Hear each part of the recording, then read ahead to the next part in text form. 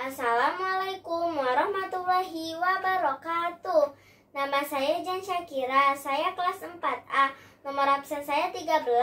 Saya akan mempresentasikan kisah salah satu Rasul Ulul Azmi. Allah Subhanahu wa Ta'ala telah mengutus para rasul untuk menyelamatkan manusia.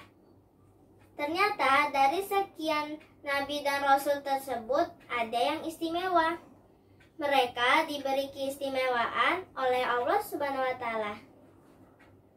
Keistimewaan ini disebut dengan gelar Ulul Azmi.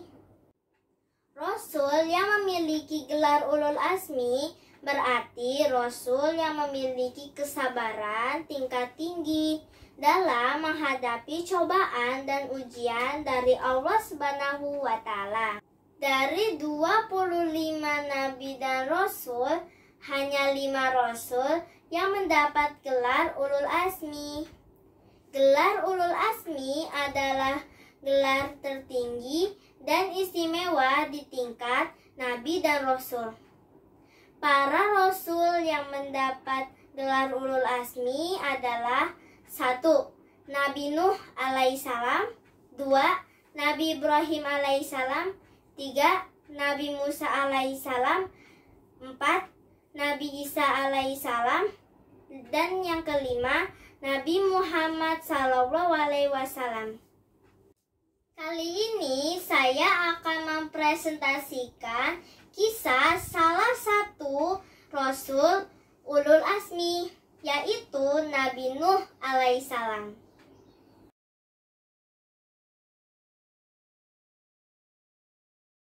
Setelah Nabi Idris wafat, sedikit demi sedikit iman masyarakat mulai menipis.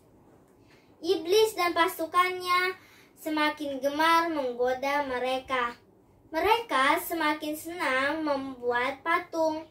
Mereka membuat patung untuk menghormati para pahlawan, leluhur, dan tokoh-tokoh yang sudah mati. Patung-patung itu diberi nama sesuai nama para tokoh itu.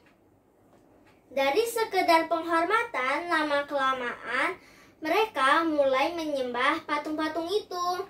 Mereka percaya bahwa patung-patung itu memiliki kehebatan dan kekuatan yang bisa melindungi mereka dan menentukan nasib mereka. Di antara patung-patung yang mereka sembah itu, ada 5 yang paling mereka agungkan, yaitu Wa'ad, Suwa, Yaghut, Ya'uq, dan Nasr. Inilah asal mulanya manusia menyembah patung dan berhala. Tentu saja ini pekerjaan iblis dan pasukannya yang berusaha sekuat tenaga menyesatkan manusia agar tidak menyembah Allah Subhanahu wa Ta'ala dan masuk neraka bersama mereka. Allah Subhanahu wa Ta'ala tidak membiarkan manusia tersesat begitu saja tanpa petunjuk. Maka Allah memilih Nabi Nuh alaihissalam untuk mengingatkan umatnya agar meninggalkan penyembahan dan berhala dan kembali menyembah kepada Allah Subhanahu wa Ta'ala. Nabi Nuh alaihissalam adalah cucu dari Nabi Idris. Fisiknya kuat terbukti dari umurnya yang sangat panjang, sekitar 1000 tahun. Hatinya mulia, sabar luar biasa. Pikirannya juga cerdas, soleh, rendah hati, dan taat kepada Allah Subhanahu wa Ta'ala.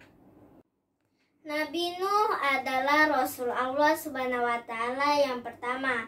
Sebelumnya Allah hanya mengangkat nabi-nabi saja. Mulailah Nabi Nuh berdakwah kepada kaumnya. Nabi Nuh mengajarkan mereka memohon ampun atas segala dosa-dosa mereka dan kembali menyembah Allah Subhanahu wa Ta'ala agar tidak terkena azab Allah Subhanahu wa Ta'ala.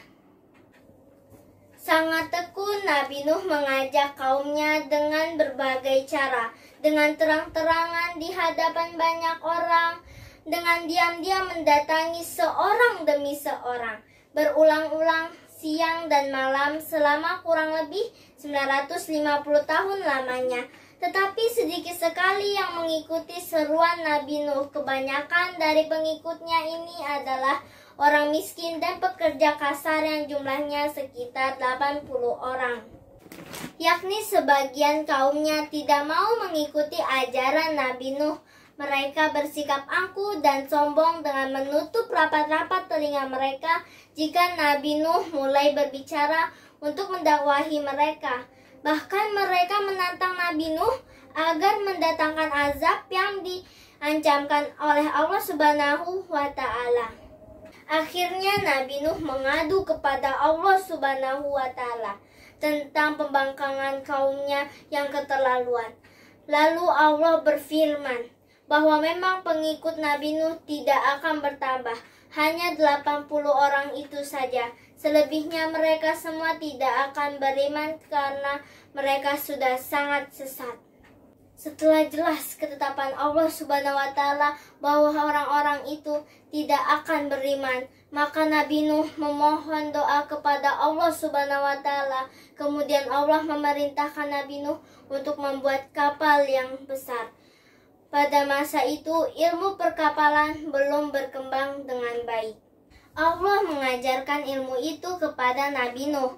Maka Nabi Nuh bersama pengikutnya membuat kapal besar yang terbuat dari kayu. Kayu itu didapatkan dari pohon-pohon yang ada di hutan sekitar mereka. Ejekan kaum Nabi Nuh yang pembangkang semakin menjadi-jadi ketika melihat pembuatan kapal itu, karena terasa aneh bagi mereka, dikarenakan mereka tinggal jauh dari laut. Nabi Nuh dan pengikutnya bersabar dan tetap tekun menyelesaikan kapal itu. Akhirnya kapal besar itu selesai. Inilah kapal besar pertama yang dibuat oleh manusia.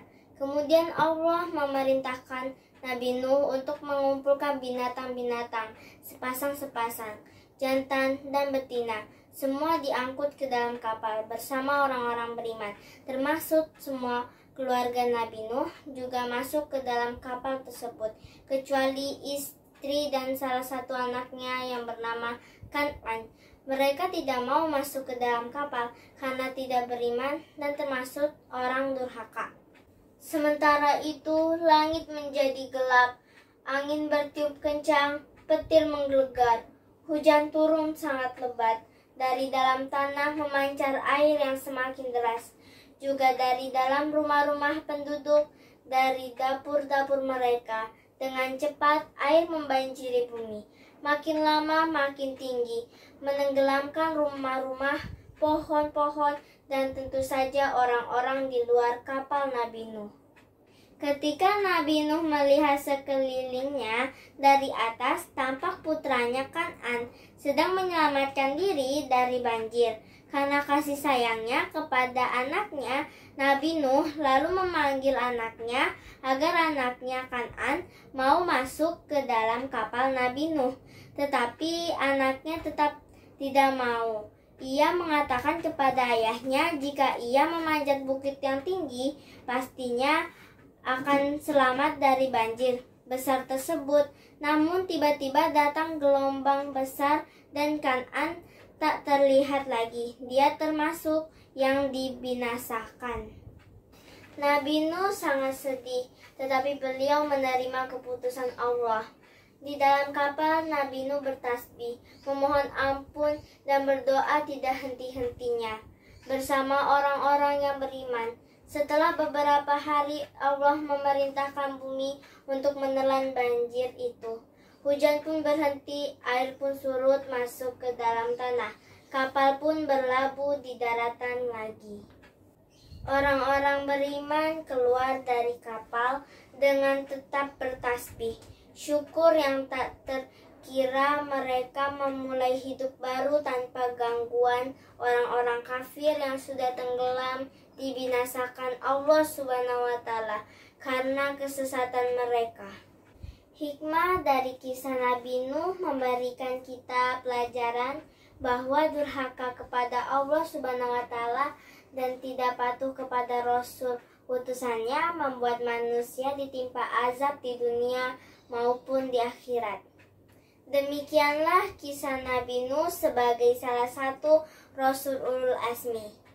Semoga kita semua diberikan petunjuk dan perlindungan oleh Allah Subhanahu wa Ta'ala. Terima kasih. Wassalamualaikum warahmatullahi wabarakatuh.